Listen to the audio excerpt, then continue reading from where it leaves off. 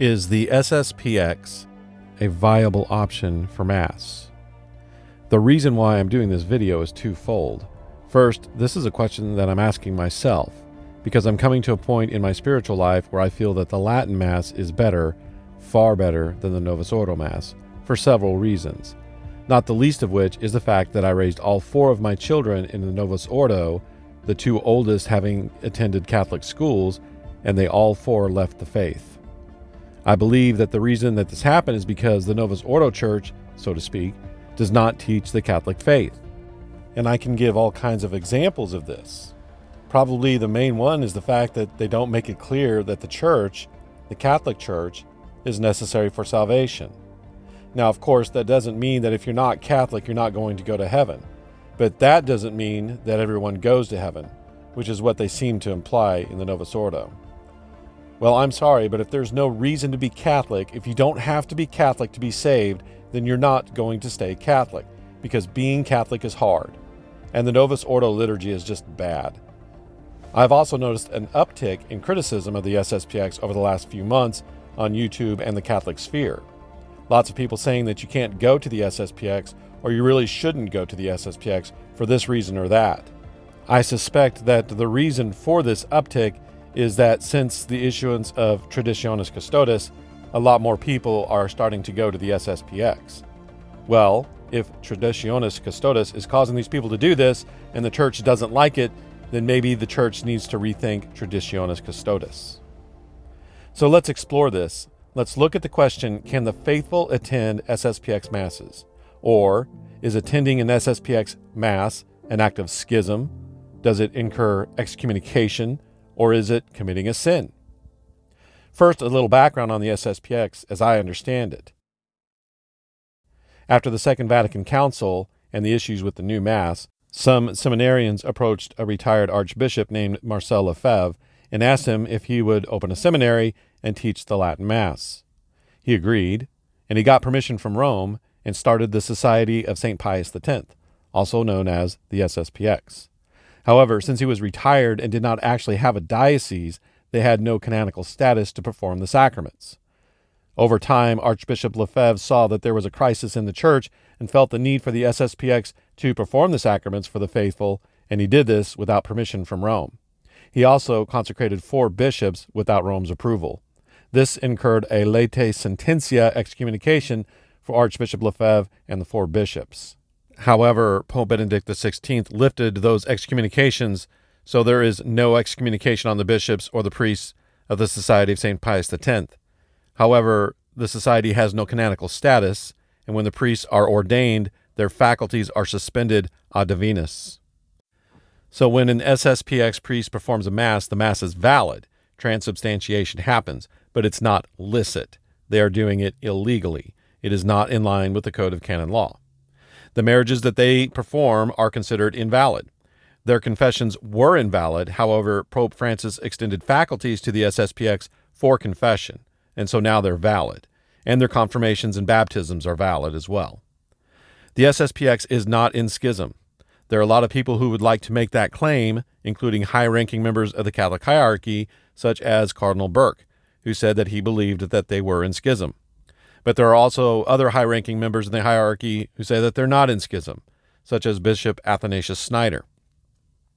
And there has been no formal decree of schism on the SSPX from the Church, nor does receiving the sacraments from the SSPX incur the penalty of excommunication.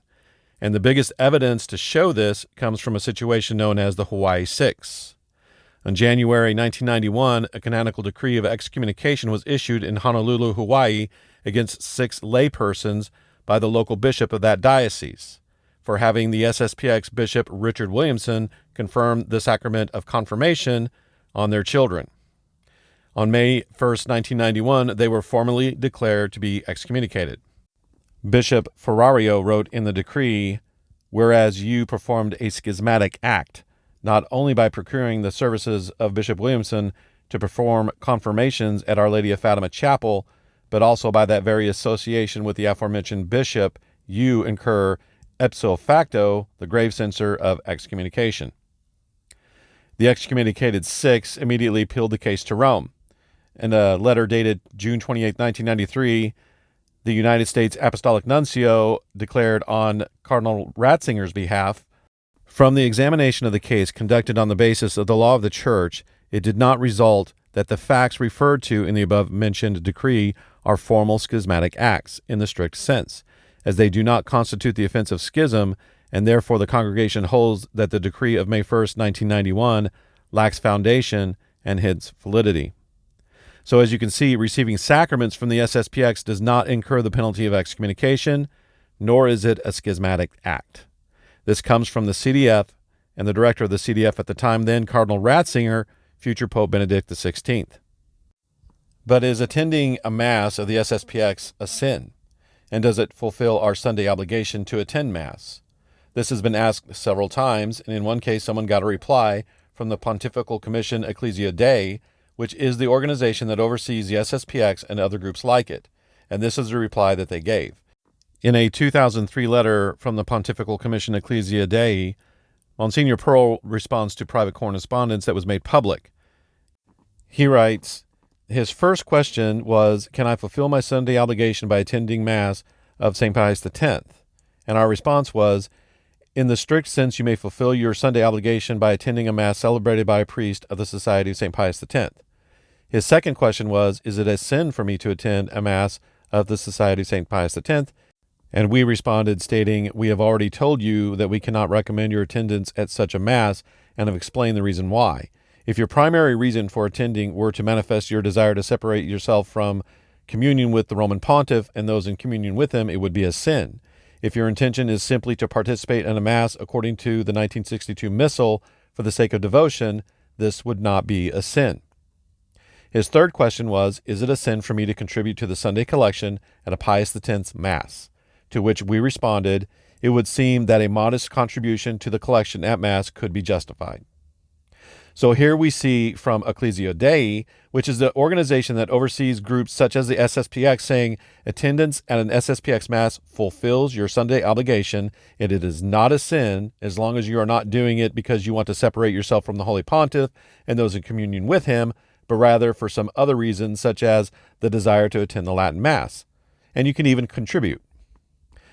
So why would we choose to attend an SSPX over the regular Novus Ordo Mass or even a Diocesan Latin Mass? Well, the deplorable state of the Novus Ordo Church, I believe, is reason enough. The Code of Canon Law states in Canon 1335, if a censure prohibits the celebration of sacraments or sacramentals or the placing of an act of governance, the prohibition is suspended whenever it is necessary to care for the faithful in danger of death.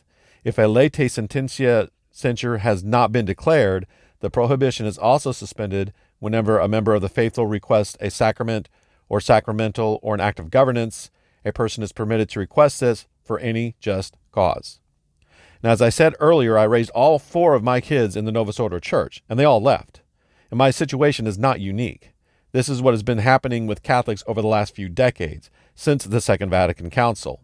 They go through the motions, and once they get away from their parents, they leave. And like I said, there are several reasons why this is the case. I don't want to go into all of that right now, but the new Mass is not inspiring. And again, the watering down of the faith and this attitude that I'm okay, you're okay, and we all go to heaven, this causes a loss of faith in people, especially young adults who leave the church. Trying to avoid that would be just cause, in my opinion, to move your family over to the SSPX. Now, I don't think that it's unreasonable to assume that at least one person in attendance at any given SSPX chapel for Mass is there with just cause. So then, at every SSPX Mass, the suspension, since it's not late sententia, of the priest is lifted, according to Canon 1335. And this very well may be the case. And the suspension is either there or it's not. So if it's lifted for that one person, then it's lifted for everybody. So why would we choose to go to the SSPX Mass rather than the Diocesan Latin Mass? Well, I personally still, to this day, go mainly to the Novus Ordo, and I also attend a Diocesan Latin Mass in my diocese.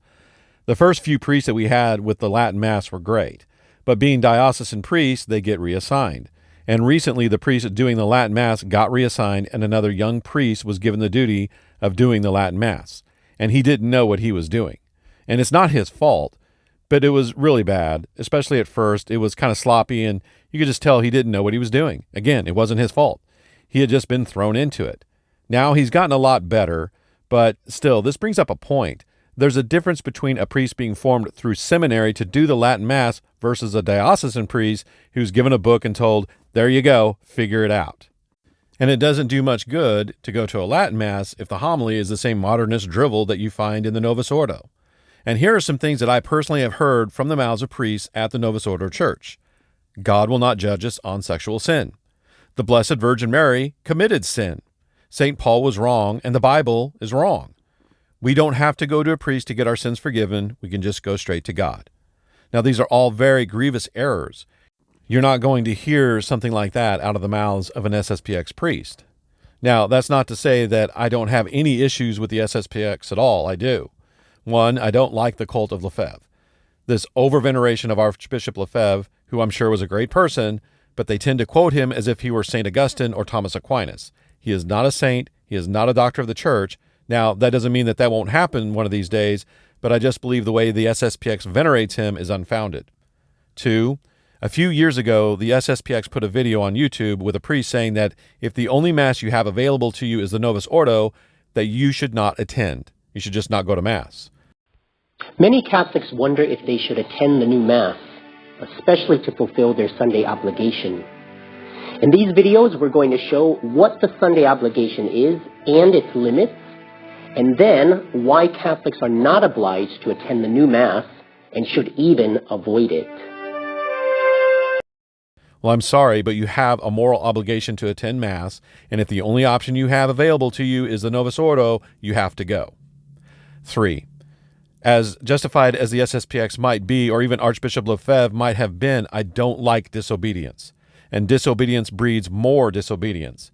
And with the SSPX, we have several break-off groups, even sedevacantist groups, that have come from it. Now, I don't want to take anything away from the SSPX.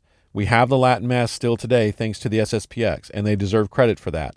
And as far as the excommunications of Archbishop Lefebvre and the 4 bishops, they were lifted. That is a non-issue, and the SSPX critics need to quit bringing that up. So here's my take on this. It's clear that we can attend an SSPX Mass, so long as we're not doing it with a schismatic attitude.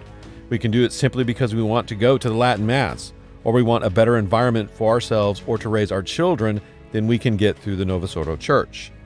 I believe we have an obligation to try the Diocesan Latin Mass first, or Institute of Christ the King, or the FSSP, which is exempt from Traditionis Custodes, the FSSP is, or other fully approved Latin Mass groups first, if they are available to us. But if the only viable option available to you for the Latin Mass or a better environment is the SSPX, then yes, by all means go. But I think this decision should be made with prayer and discernment. And at the end of the day, it's better for someone to go to the SSPX than leave the church, or to raise your kids in the SSPX if there is a better chance of them remaining Catholic all their life than if they were raised in the Novus Ordo, which seems to be the case. I also feel the need to point out that while the SSPX has an irregular status in the church, break-off groups such as the SSPV, SSPX MC, the SSPX Resistance, and independent chapels have no status, and thus should be avoided. I'm not throwing stones at anyone who attends those masses. I get it. I'm just giving my opinion on these groups. I don't believe the situation in the church warrants going to those groups yet. Until my next video, God bless.